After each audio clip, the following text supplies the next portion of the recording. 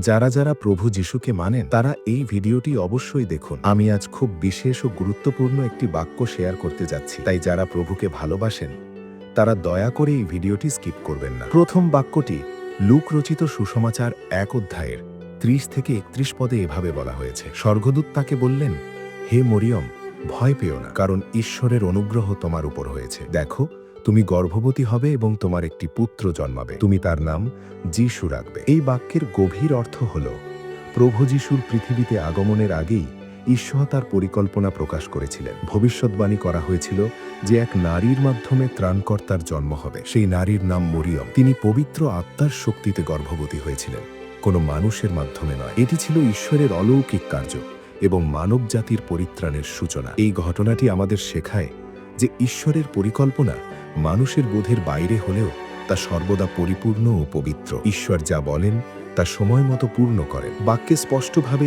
এই সত্যই প্রকাশ পেয়েছে। আশা করি আপনারা বিষয়টি বুঝতে পেরেছেন এবং এই বাক্য আপনাদের বিশ্বাসকে আরও দৃঢ় করবে।